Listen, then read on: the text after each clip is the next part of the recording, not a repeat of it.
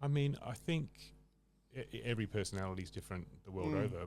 In terms of the celebrity part of it, I mean, we're all there to do a job, and often you haven't got enough time and all that sort of stuff. So when I speak to, you know, The Rock, for example, I'm you know, like I'm limiting how much I need to or want to speak to him, mostly because anyone who speaks to him gets 15 minutes of his time, and we can't afford that on the schedule. Like, he's such a nice guy. Yeah. He's like, oh, tell me about your film. You know, like it turns into this whole conversation, and you know, like the ADs will just be going, come on, guys, let's get We bought your gym here today. That took 5 hours. Yeah. Get on set. Yeah, exactly.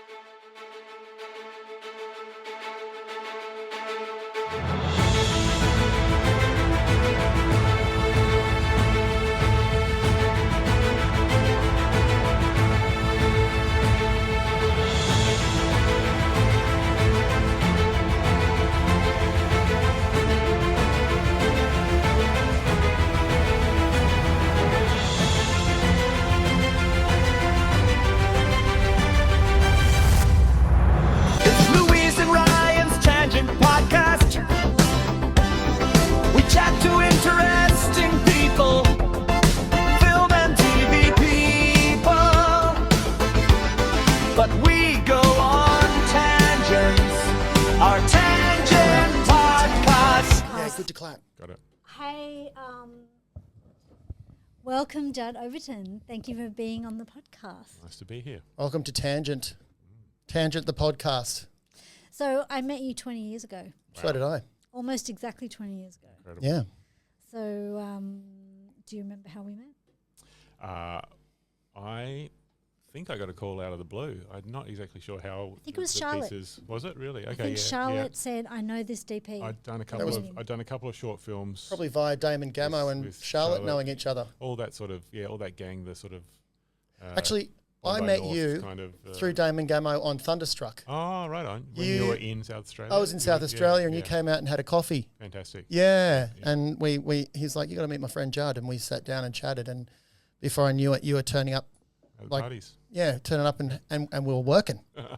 Anyway, I can remember Charlotte was very much, you've got to meet this guy. Yeah. And I said, I'm in Sydney.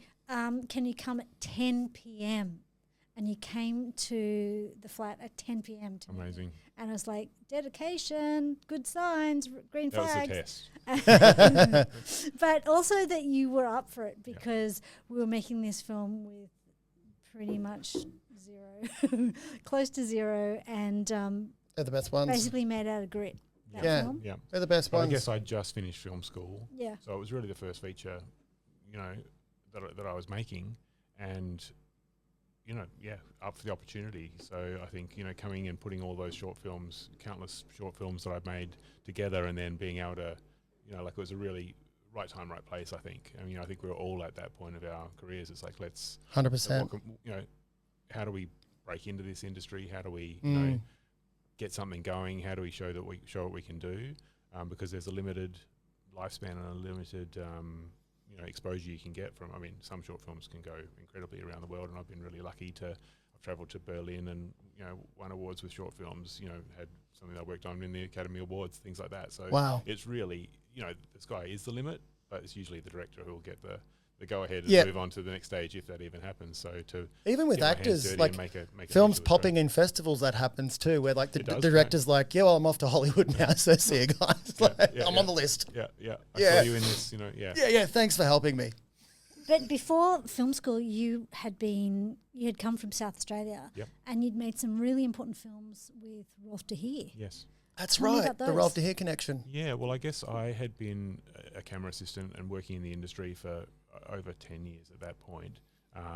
And yeah, I was like, I'd clapper loaded and work with Rolf on a number of feature films. It was like the first film that I ever worked on as a sort of in the camera department was one of his films, and I worked for nothing. And I think at the end of the shoot, they had the slate competition where you guess what the final slate will be, the final clapper Oh, yeah. board. And I didn't win it, but I got given they're like, here you go, here's the proceeds. Everyone's put $5 in, that was my pay for the shoot.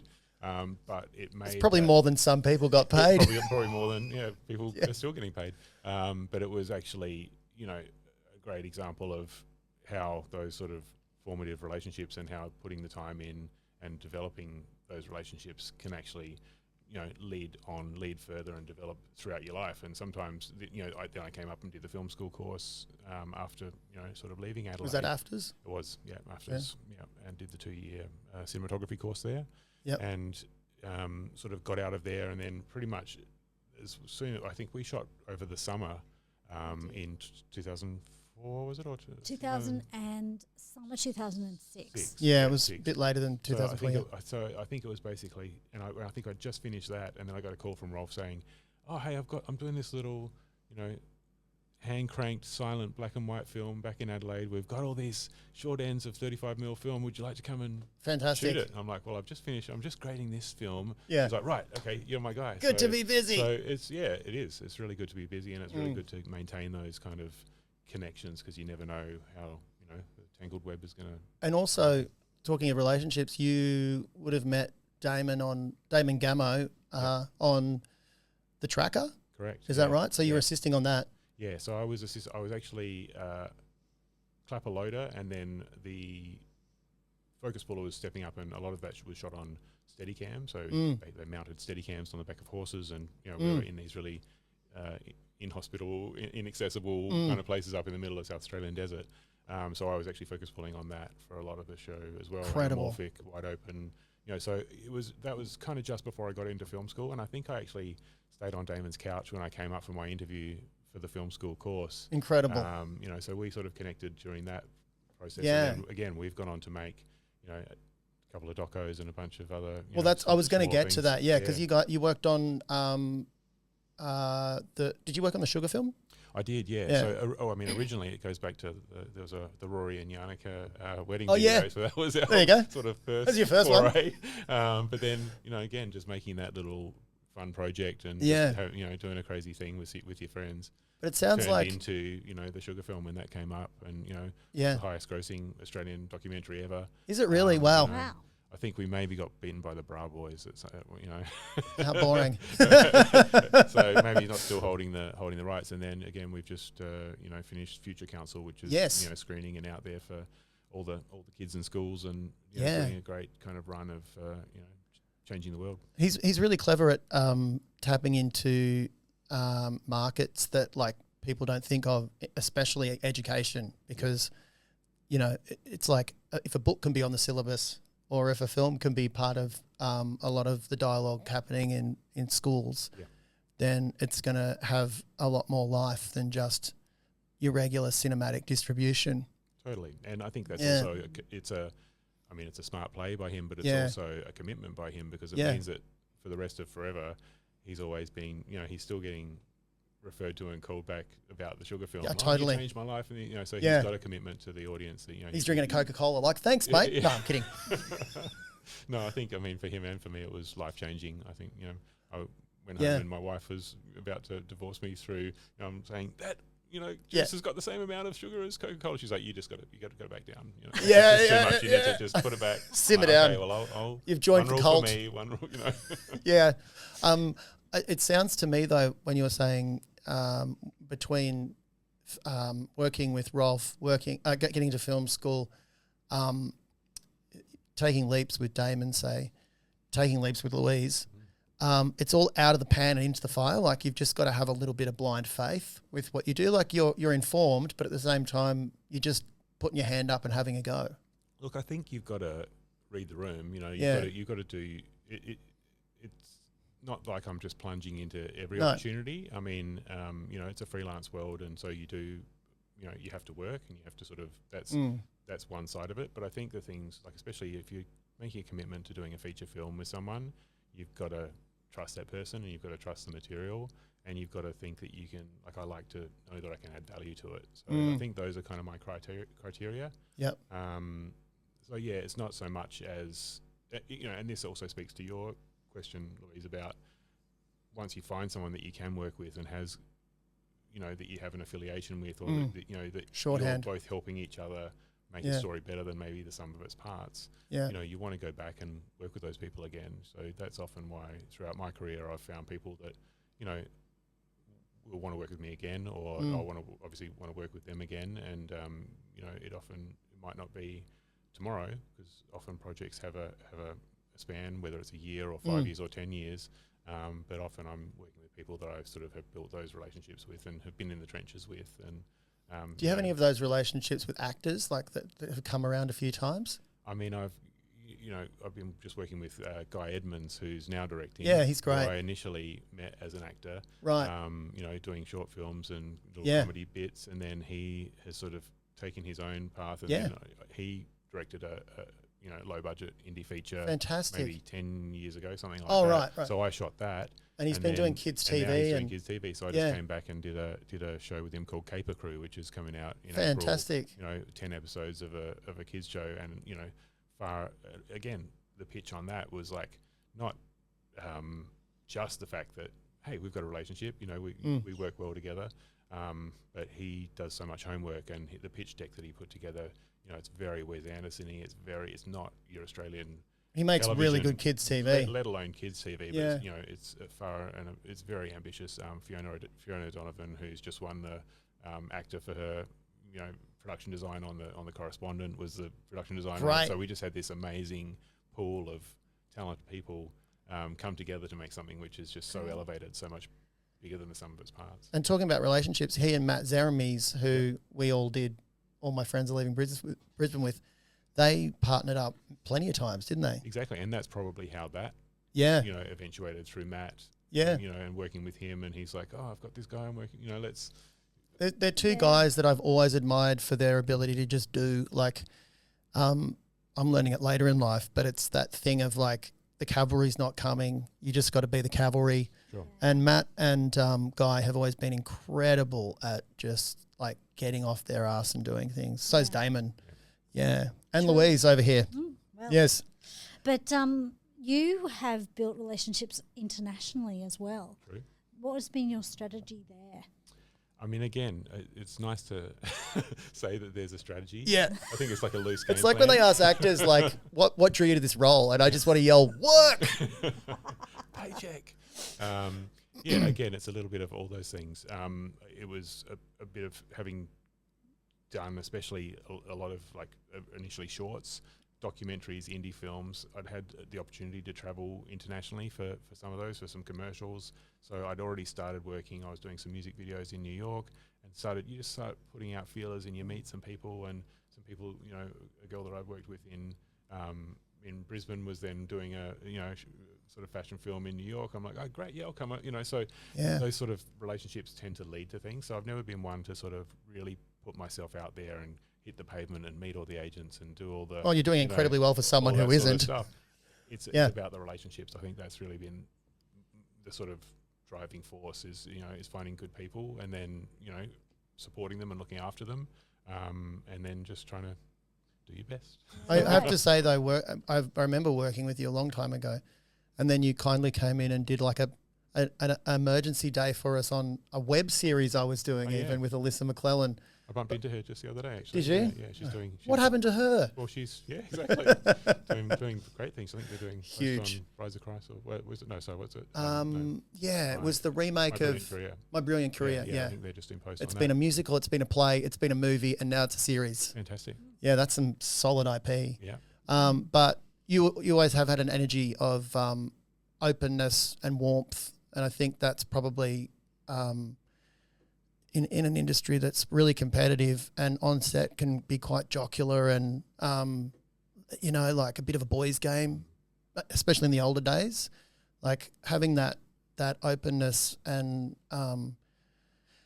receptive kind of energy, I think people lean in a bit more and they trust you a bit more than some DOPs walk in and they really swing it, if you know what I mean, and they have that kind of real like... it's my way, and and then people sort of get a bit like, oh, okay, and it becomes an exercise in getting it right as opposed to like a collaboration and finding it. Well, can I add to that? When he came on with all my friends, I learnt so much from him. Of course, because there was so much gentle, hey Louise, redirection. Yeah. And yep. And have you thought about Sleight this? of hand. And well, you know what we're going to do? We're going to sit at the kitchen table every night and have a think about things going forward. It was very empowering collaboration.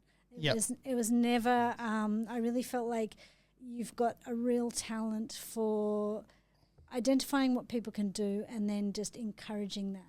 That's great. That's the kind of people we all like to work with because, isn't it? Because otherwise, like I always say it, I've said it since uni. It's like you let the tree grow and then you snip it back. Mm-hmm. But if you just go, here's the tree's got to look like this. It's got to look like this. Everyone goes, okay. Yeah. And then the whole day becomes about that. And it can become also a tussle between the director and the DOP. And then you've got the AD breathing down your neck. But the more I've been around, the more I see sets where there's a permissiveness, but also listening and also compromise and also coming together for the same goal.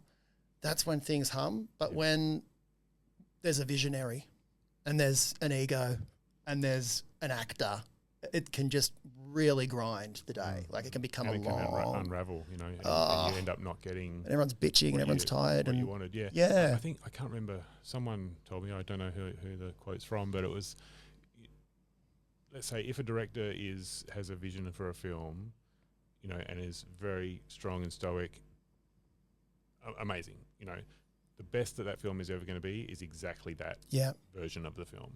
Yeah.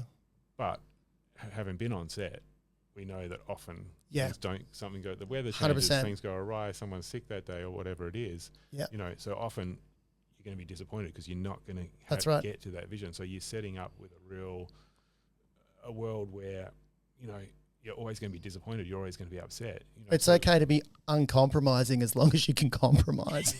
In a way, you know, yeah. Or if you've got unlimited time and resources, and you know, no one's ever got that. Or even if you have whatever that dangled carrot is, you're going to want to push it further. You know, like that's our nature as artists is to want to kind of how do we make this better? How do we grow from that?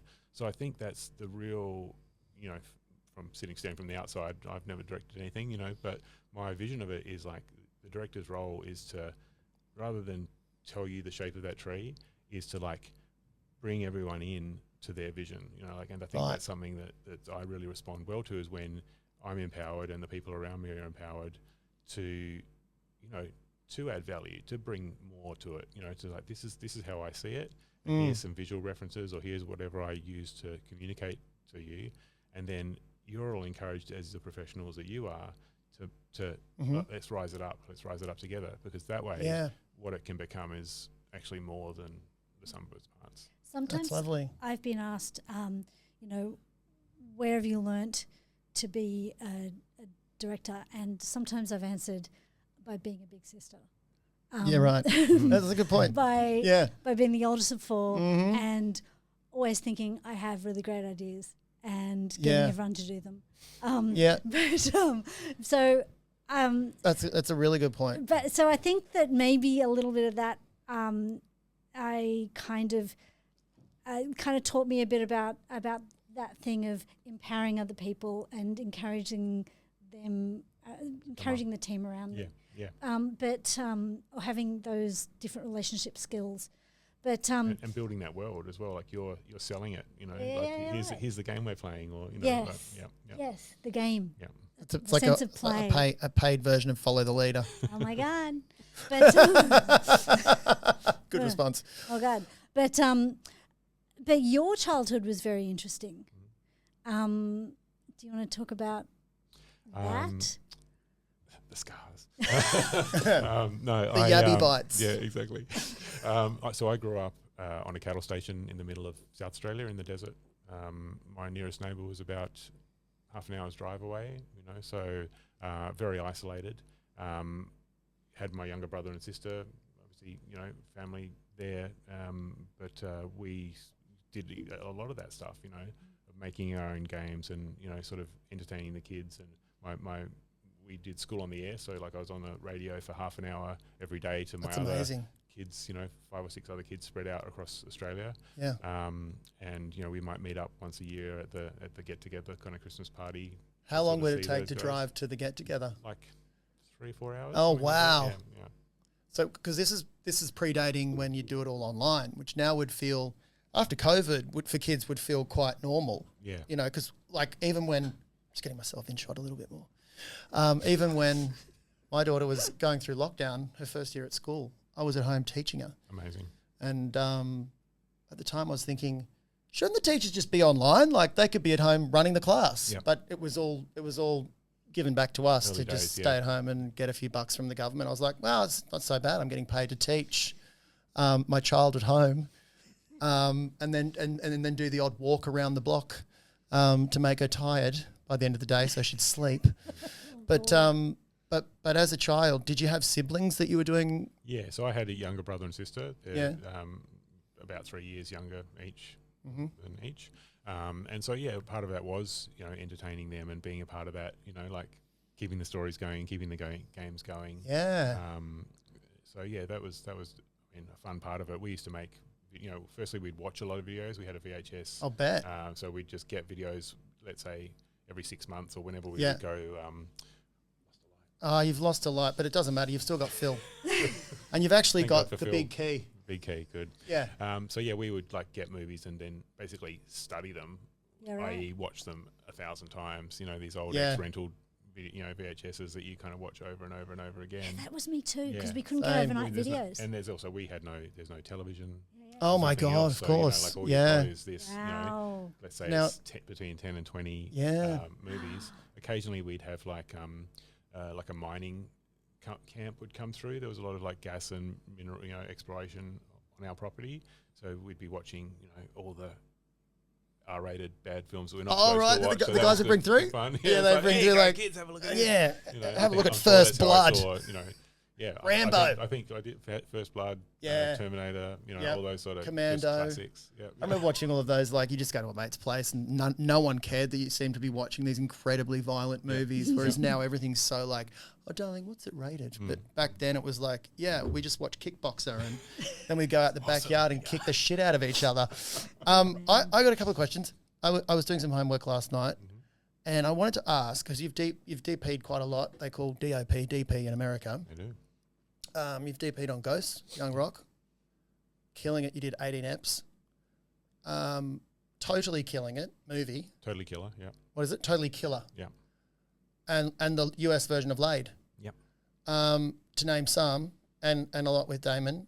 Plus, you've been an operator on Insidious, Fresh Off the Boat, Ad Astra, that's no small one, Veep, and Shrinking.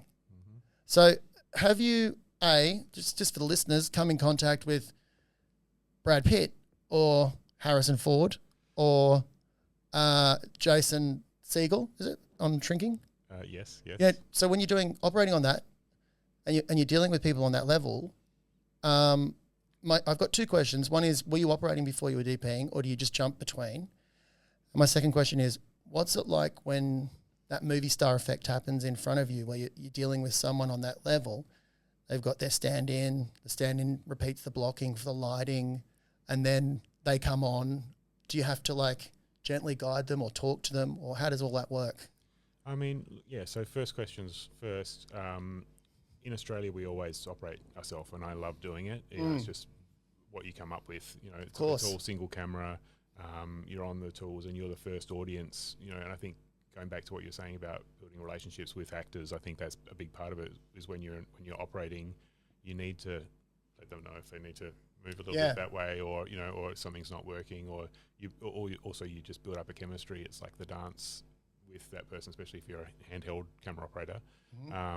So that part of it is not necessarily instinctual, but it's learnt, and it's I mean, maybe it is instinctual, but it's something I really love doing, and it's always been part of my world. Going into America, it's much more frowned on, heavily unionized. So and also often I'm running, multiple cameras. 3 cameras is quite a regular thing back at Video Village those shows. So so I'm either I've got my own little tent with the DIT looking at technically what's going on, and then obviously I'm running between the monitors with the director. Some directors want to be right up there with a little handheld, and others are sitting back with the producers and with the showrunners to kind of talk through what needs to be done, did we get it, all that sort of stuff. So so I've done less operating on my own stuff in America, but what that has meant, and luckily I've been there's a number of DOP's John Brawley, who does Shrinking. Yeah. Toby Oliver, who I've done a number of films and television with. Same back here. Yeah, exactly. Well, I think we did the Carlotta movie. Oh yeah, some years ago. So that's right. So that's been great. Yeah. And then often that spins off into doing some second unit stuff for them as well. So yeah, that's been a lot of fun, and it's something else. It's another feather in the whatever Absolutely. feather in the cap, another job that you can do between your Yep. bigger jobs. So it's not still just keep in there. It's not like a platforming thing where you start out operating in America and then you go off to DP. It's like if a cool job comes along and they want you to operate, why not? I mean, again, I'm going to go back to the sort of theme of relationships, because I'm not putting myself out there as an operator.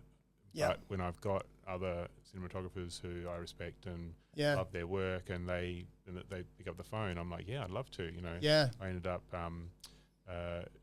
going out and operating with Dean Semler on a movie, because basically I'd met him at an event or an ACS kind of thing, and then he's like, hey, I hear you're in LA, mate. You want to come and do this? Wow. So we did this Adam Sandler film. Not a great film, but what a great experience working with What was that the guy. film? That's a very good question. You have to check my IMDb. Oh yeah, I'll have to look it up. Anyway, I'll look it up later. I'll drop it in print. There you go. Yeah, put it big. So yeah, Sandy Wexler, it's called. Sandy Wexler. It's one of his Netflix. Oh, I didn't see that one. Yeah. I intermittently really like his films, unashamedly. People have a real opinion, but I really like his films. I mean, I understand that politically sometimes people go, oh, he's a bit this or that, but he was great. He's a universally nice guy. And yeah. So when you work with people like that on that level, is it a real mixed bag? I mean, I think every personality is different the world over.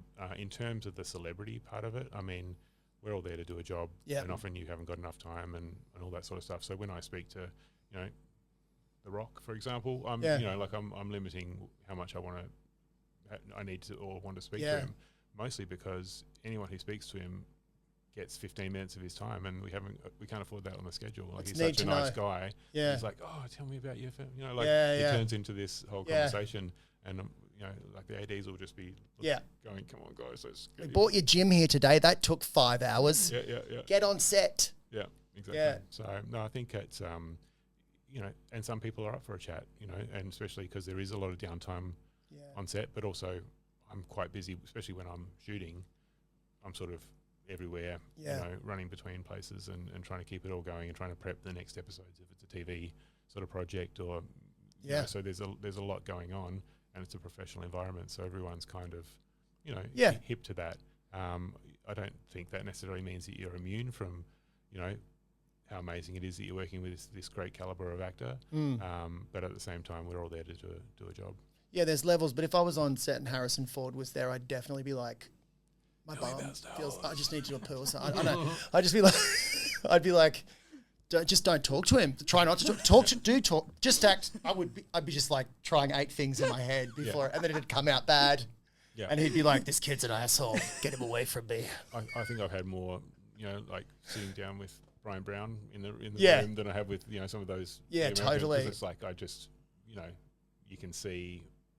I mean, firstly, you've grown up watching him. You got something to say, and it's also like it's you can relate culturally. Exactly. Yeah. Interesting. So well, I think a lot of amazing stories. Yeah, me guys. Yeah, that's true. That's a good exit. That's a good tangent. Thanks for coming, mate. Thanks for coming. That was awesome.